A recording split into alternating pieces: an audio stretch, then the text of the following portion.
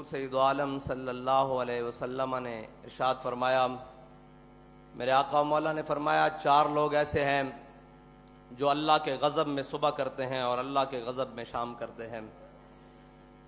صحابہ نے پوچھا یا رسول اللہ وہ 4 کون سے ہیں؟ میرے آقا مولا صلی اللہ علیہ وسلم نے فرمایا ایک تو وہ مرد ہے جو عورتوں جیسی مشابت اختیار کرے، اور ایک وہ عورت ہے جو مردوں جیسی مشابت اختیار کرے۔ تو وہ اللہ کے غضب میں صبح بھی کرتے ہیں اور اللہ کی ناراضگی میں شام کرتے ہیں۔ اور میرے آقا و مولا صلی اللہ علیہ وسلم نے اپنی زبان مبارکہ سے لعنت فرمائی ان مردوں پر بھی اور ان عورتوں پر بھی۔ میرے آقا و مولا صلی اللہ علیہ وسلم نے فرمایا المشتبہین من الرجال بالنساء، وہ مرد جو عورتوں جیسی صورت اختیار کرتے ہیں اور وہ عورتیں جو مردوں جیسی صورت اختیار کرتے ہیں، اللہ کی ان پر لعنت ہو۔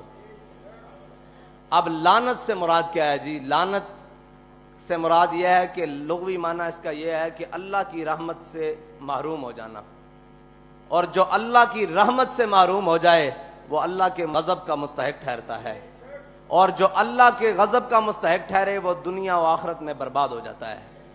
یہ ہے لعنت کا معنی۔ اور میرے آقا و مولا صلی اللہ علیہ وسلم وہ زبان جس کو سب کن کی کنجی کہیں، اس کی نافذ حکومت پہ لاکھوں سلام۔ اب جس زبان سے ان کے اوپر لعنت ہوئی ہے وہ تو قیامت تک برستی رہے گی۔ اور لعنت سے مراد آپ کو بتا دیا کہ لعنت سے مراد وہ اللہ کی رحمت سے محروم ہو گئے، اور جس کو میرے آقا و مولا اللہ کی رحمت سے محروم کریں اسے رب کی رحمت دلوانے والا اور کون ہوگا؟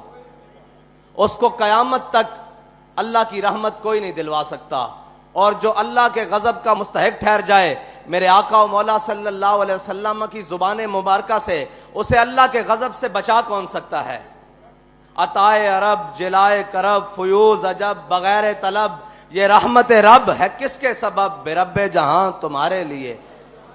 یہ اللہ کی رحمت ہے ہی حضور کے سبب، اور اللہ کی رحمت کا سب سے بڑا مظہر میرے آقا و مولا صلی اللہ علیہ وسلم کی ذات ہے۔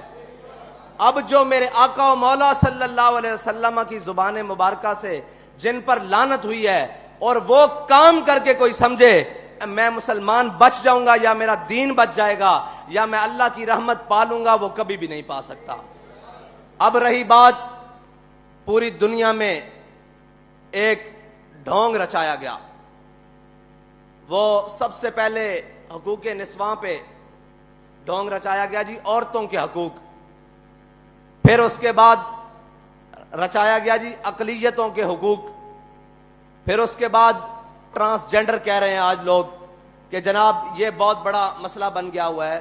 بھائی حق وہ ہے جو میرے آقا و مولا صلی اللہ علیہ وسلم کی شریعت انسان کو بھی دیتی ہے، جانور کو بھی دیتی ہے، چوپایوں کو بھی دیتی ہے۔ حقوق ان کے وہی ہیں جو میرے آقا و مولا صلی اللہ علیہ وسلم فرما گئے، اور شریعت سے ہٹ کر کوئی حقوق دینے آئے گا تو پھر اس کا انجام یہی ہوگا کہ عورتوں کو حقوق دینے لگے تو بے حیائی بڑھ گئی۔ بھائی جب عورتوں کو حقوق دینے کی باری آئی تو پھر بے حیائی بڑھائی گئی، عورتوں کو حق نہیں ملا۔ آج بھی کسی جا کے سمجھدار اور کسی بھی شعور رکھنے والے سے جا کر پوچھو، بلکہ شعور رکھنے والی خاتون سے جا کر پوچھو کہ تمہیں تمہارا حق ملا ہے، وہ کہے گی نہیں، میری تصویر اتار کر بورڈوں پر تو لگا دی گئی ہے لیکن مجھے میرا حق نہیں ملا۔ مجھے برہنہ تو کر دیا گیا ہے لیکن میرا حق نہیں ملا۔ مجھے جناب سٹاف تو رکھ لیا گیا ہے آفیسز میں، جناب چائے پلانے کے لیے اور ریسپشن پر سامنے دکھانے کے لیے تو رکھ دیا گیا ہے لیکن میرا حق نہیں ملا۔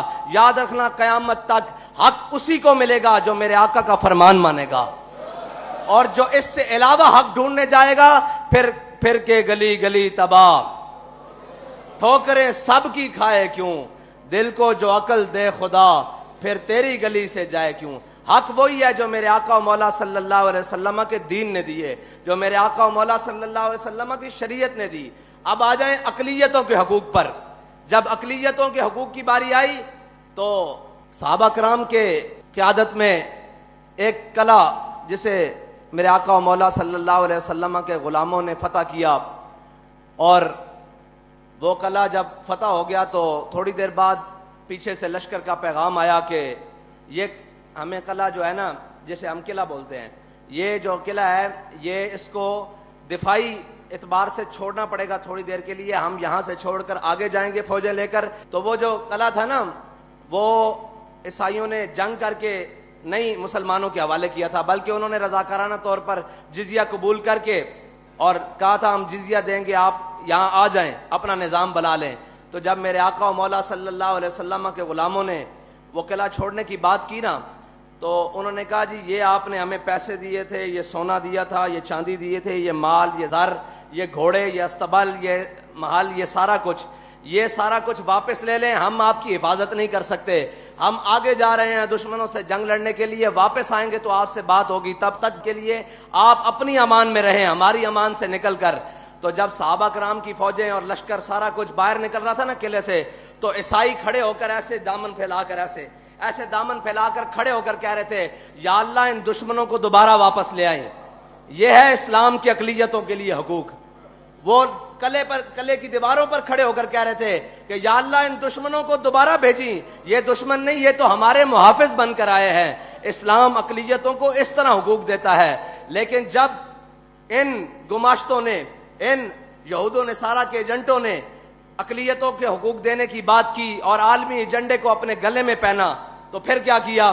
پھر یہ کیا کہ جب ان کو حقوق دینے کی باری آئی تو جو سب سے بڑا گستاخ تھا، جس کو عیسائی بھی قبول نہیں کرتے، جس کو یہودی بھی قبول نہیں کرتے، جس کو دنیا کا کوئی مذہب میں رکھنے والا قبول نہیں کرتا، انہوں نے اس کو حقوق دلوا کے جہازوں میں بٹھا کے باہر کے ملک بھیجا ہے.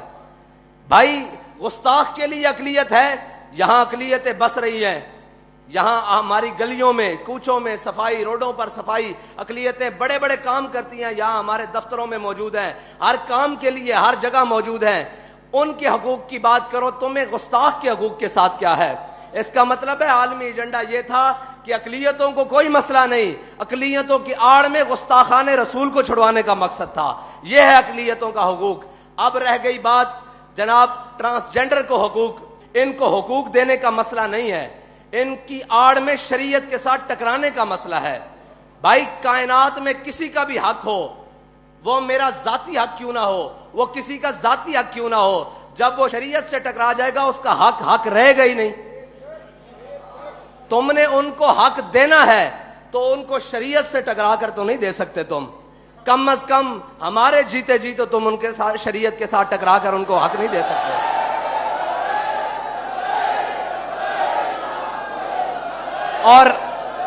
اور وہ حق رہا ہی نہیں جو شریعت سے ٹکرا جائے. اب تو وہ کفر بن گیا ہے جو شریعت سے ٹکرا کر ان کو حق دینے کی بات کرے. اور اس کفر کو جناب بات کرنے کی یا اس کفر کو نافذ کرنے کی بات کرے گا تو پھر اسلام کے سپاہی اس کے سامنے کھڑے ہو جائیں گے انشاءاللہ. اور انشاءاللہ پھر اس طرح کھڑے ہوں گے جس طرح فیض آباد میں کھڑے رہے ختم نبوت کے لیے، اور پھر اس طرح کھڑے رہیں گے جس طرح وزیر آباد میں جناب ناموس رسالت پر پہرا دینے کے لیے کھڑے رہے. خبردار جو شریعت سے ٹکرائے گا. ہمارے بڑوں نے اس ملک میں قربانیاں تمہاری عیاشی کے لیے یا شریعت سے ٹکرانے کے لیے نہیں دی. ہمارے بڑوں نے قربانیاں اس ملک میں اس لیے دی تھی کہ اس ملک کا نظام لا الہ الا اللہ محمد رسول اللہ کے مطابق چلے گا. اس ملک کا نظام میرے آقا و مولا صلی اللہ علیہ وسلم کے دین کے مطابق چلے گا. اس ملک کا نظام میرے آقا و مولا صلی اللہ علیہ وسلم کی شریعت کے مطابق چلے گا. اللہ تعالیٰ تو آنو تے مینو حضور دے دین نال وفا نصیب فرمائے. اور جناب حضور دے دین دی سربلندی واسطے سانو ہمیشہ میدان عمل چ رہن دی توفیق عطا فرمائے. جے اے بل واپس نہ ہویا تو انشاءاللہ پھر اے تا جے گل ہے نا.